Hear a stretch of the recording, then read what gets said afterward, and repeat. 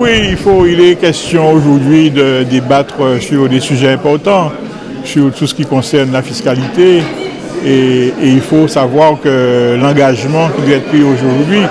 et ça a permis de souder un peu quelque peu le langage de tout et chacun pour rechercher une solution pour la Guadeloupe. Donc c'est ce qui me plaît ce soir. Effectivement, nous avons débattu des zones franches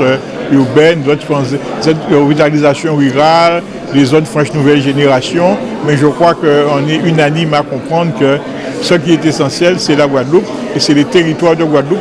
pour un rééquilibrage des territoires à travers les propositions qui sont ressorties. Normalement, oui, puisque si on veut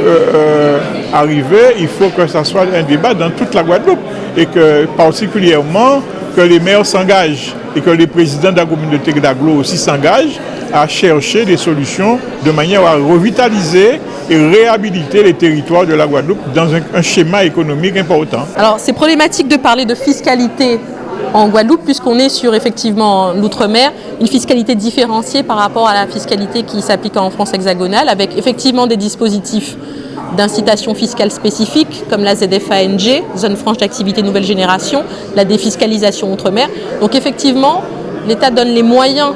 aux Outre-mer de se développer économiquement, mais l'objectif de cette conférence de ce soir, c'était de parler d'une réforme qui avait été introduite avec une application au 1er janvier 2019 qui a consisté à supprimer les zones franches urbaines uniquement en Outre-mer et pas en France hexagonale au motif de redispatcher ces aides sur une autre aide qui était la zone franche d'activité nouvelle génération. Donc l'idée aujourd'hui, c'était de faire un bilan de cette réforme et de dire quels ont été les perdants de cette réforme. Et en pratique, effectivement, les centres-villes de Pointe-à-Pitre et Basse-Terre ont été les grands perdants. Les professions qui étaient concernées par le dispositif des ZFU et pas par le dispositif de la zone franche d'activité nouvelle génération ont aussi été perdants. Donc les commerçants, les professions libérales, donc les infirmiers, les médecins, experts comptables. Et donc l'idée, c'était de dire pourquoi ne pas réfléchir à une solution pour réinstaurer une forme d'équilibre entre ces zones qui sont défavorisées du territoire et des zones qui concentrent toute l'activité comme Jarry par exemple et les Abymes. Alors on a eu des élus qui ont eu le courage de nous expliquer que parfois les aides fiscales qui sont accordées aux Outre-mer coûtent cher et qu'il y a des arbitrages qui doivent être faits. Effectivement, c'était intéressant d'avoir ce débat. La réalité, c'est comment mieux cibler, parce qu'il ne s'agit pas de saupoudrer des aides fiscales sans que ce soit ciblé vers l'essentiel de l'activité économique, donc les TPE de cette région qui ont besoin d'être soutenus. Et aussi de penser à redispatcher les zones de ce territoire en étant déconcentrés sur d'autres zones que Pointe-à-Pitre, que Jarry, et réfléchir à peut-être parler de zones de revitalisation rurale comme Anse-Bertrand, Port-Louis, mais aussi les centres-villes de Pointe-à-Pitre et Basse-Terre qui souffrent d'une désertification. C'est pour ça que dans le cadre des travaux qui ont été faits dans certaines réunions, on a proposé d'introduire en Guadeloupe la zone de revitalisation rurale qui consisterait à aider aussi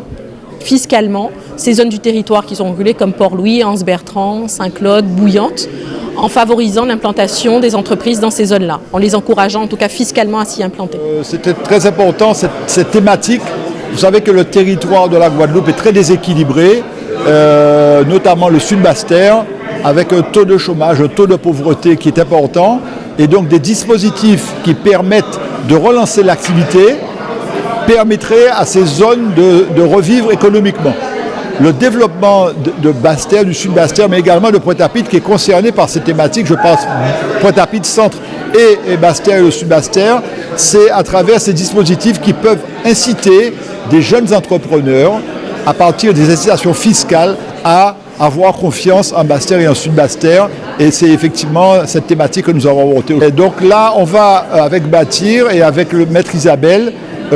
proposer une forme de résolution qui sera transmise, que ce soit dans le cadre du SIOM, que ce soit dans le cadre du Congrès, et portée par les parlementaires. Et nous avons la chance à Basse-Terre d'avoir fait le diagnostic social territorial. Il y a un gros document qui vient d'être rédigé,